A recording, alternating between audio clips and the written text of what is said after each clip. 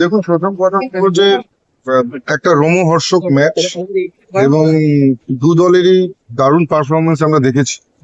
আর খেলায় নিশ্চিতভাবে হার জিত থাকে।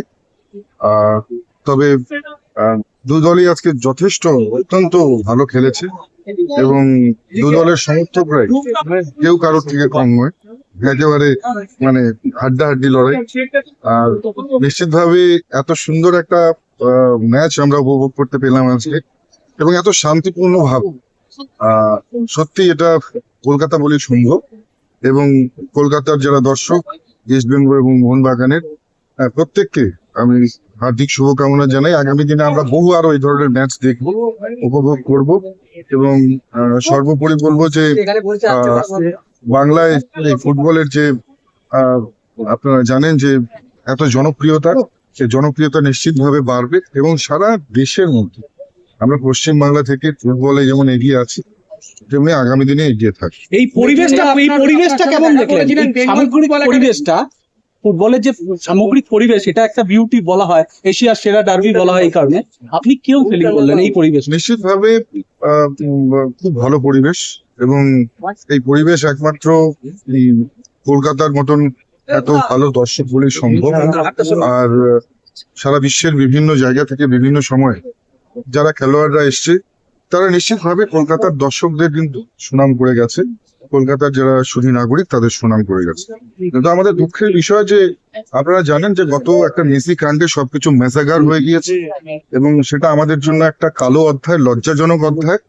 এবং আমি প্রথম মন্ত্রণালয়ে বসেই সিদ্ধান্ত নিয়েছি যে এই ঘটনার পেছনে যারা কুচক্রীরা যারা জড়িত রয়েছে, যাদের কারণে এই ধরনের সাবোটেজ হয়েছে, যাদের কারণে বাংলার মাথাকে নিচু করতে হয়েছে, বাংলার সাধারণ মানুষের মাথা লজ্জায় হেট হয়ে গেছে, তাদেরকে ছেড়ে কথা বলা হবে না।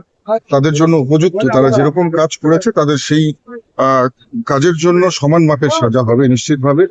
এবং আমরা যারা এজেন্সি রয়েছে তাদেরকেও পরিষ্কারভাবে বলে দিয়েছি যে মেসি কাণ্ডের সঙ্গে কে জড়িত সেটা তো নিশ্চিতভাবে তদন্ত সাপেক্ষে উঠে আসবে।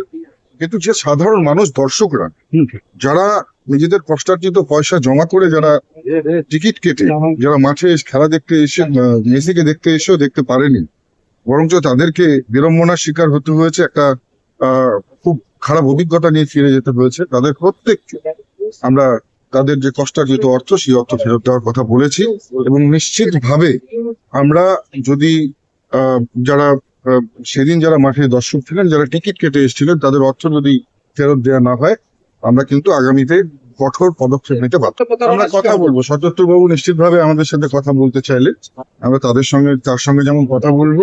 নিশ্চিতভাবে এই বিষয়ে আপনারা যারা রয়েছেন, যেমন আপনারা জার্নালিস্ট রয়েছে, অনেক গ্রাউন্ড জিরো রিয়ালিটি আপনারা নিজেদের চোখে দেখেছেন। আপনাদের কাছে অনেক ফুটেজও থাকতে পারে এমন যেটা এই ঘটনার তদন্তের একেবারে মোড় ঘুরিয়ে দিতে পারে। নিশ্চিতভাবে আপনারা যদি সহযোগিতার হাত বাড়াতে চান আমরা অলওয়েজ ওয়েলকাম করছি, কারণ খেলাধুলোর ব্যাপারে পশ্চিমবঙ্গের রাজনীতি আমরা কোনোভাবেই বরদাস্ত করবো না। খেলার ময়দান রাজনীতি মুক্ত হবে, খেলোয়াড়রা রাজনীতি মুক্ত হবে এবং নিশ্চিতভাবে খেলার সঙ্গে জড়িত যে সমস্ত সংস্থাগুলো আছে, ফেডারেশন গুলো আছে, তাদেরকে নেপোটিজম মুক্ত হতে হবে, রাজনীতি মুক্ত হতে হবে এবং পরিবারবাদ মুক্ত হতে হবে। এটাই আমাদের মূল মন্ত্র। দেখুন, ডার্বি দেখতে আমি কতদিন পরে এলাম সেটা তো নিশ্চিতভাবে একটা প্রশ্ন, তার চেয়ে তো বড় প্রশ্ন যে লোকটা ডার্বি খেলেছে, যে লোকটা ডার্বিতে ইস্ট বেঙ্গলের হয়ে খেলেছে, মোহনবাগানের হয়ে খেলেছে, যে লোকটা ভারতবর্ষের প্রতিনিধিত্ব করেছে, যে এখন আইএফ এর প্রেসিডেন্ট, তাকে কি আমন্ত্রণ জানানো হয়েছিল এর আগে? আমার পাশে দাঁড়িয়ে আছে কল্যাণ, এআইএফ এর। তো যে সারা ভারতবর্ষের ফুটবলের প্রতিনিধিত্ব করছে তাদেরকে আমন্ত্রণ জানানো হয়নি, আমরা তো দূরের কোথায়, আমাদের কে কোথায় গুরুত্ব দিতে হবে? নিশ্চিতভাবে আপনারা দেখেছেন পশ্চিমবঙ্গের যেমন সরকারের পরিবর্তন হয়েছে, নিশ্চিতভাবে যে সমাজ এতদিন পর্যন্ত ছিল, যে খেলাধুলোর মধ্যে যে রাজনীতি ছিল, সেই পরিবেশেরও পরিবর্তন ঘটবে এবং খেলার ময়দান রাজনীতি মুক্ত।